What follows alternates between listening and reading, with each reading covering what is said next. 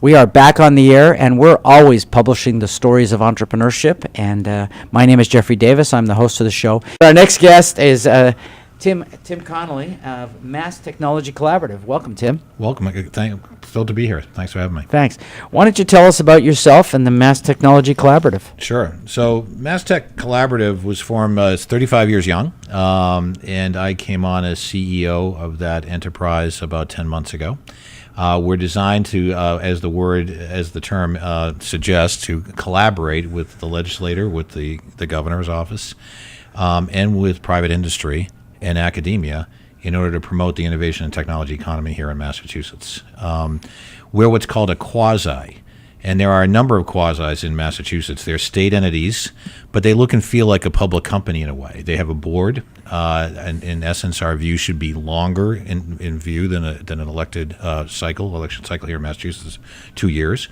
And so not only do we try to promote the here and now, what's important to our industry partners, what's important to the governor, what's important to the legislature, but we also try to look around the corner and what should we get our shoulder behind, so to speak, in the future. And so that takes the form of an innovation institute we have, and we really promote all sorts of industry sectors here in Massachusetts, other than life science and clean energy, which has its own quasi. Yeah. So Tim, I know I've known you for a long time, and just love hearing you speak about Mass Tech and what's going on. Can you tell some of our listeners about some of the industries that Mass Tech in Massachusetts generally are really focused on these days? Sure.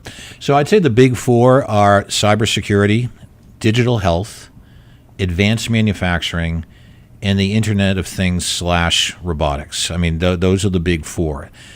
We, however, look at a lot of other industries, nanotechnology, autonomous vehicles, some, as I said, looking at what we should do in the here and now, and others thinking about what we should do in the future, and is it something Massachusetts should But mostly you're in the galvanize innovative industry, correct? Correct. That's what you're focusing in on, Yeah, the emerging industries.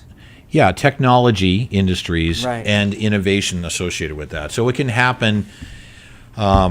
It can happen in large companies, medium companies, and small companies. But a lot of what we do is promote the incubators and accelerators here that are present in the state, and try to help young companies grow and scale here in the state. So aside from the fact that that's a big part of the Massachusetts economy, is there indigenous to that category a need for help, would you say, that makes them unique also? Absolutely. I mean, if you think about Massachusetts, or the way I think about the job sometimes, is that, the state is the size of Israel, turned a different way. We have no apparent natural resources other than fish, and we hit way above our weight. And I think in some measure, we fostered these intersections that drive business over the years. So we'll put together an academic institution and what they're focused on with a private sector company, with private equity, and with government, and really create something that wouldn't naturally happen on its own. So even though the economy we have in technology in general and innovation in particular is very strong in this state, it's strong because entities like Mass Tech have existed over the years, and I think it's important that we keep our eye on the ball, so to speak.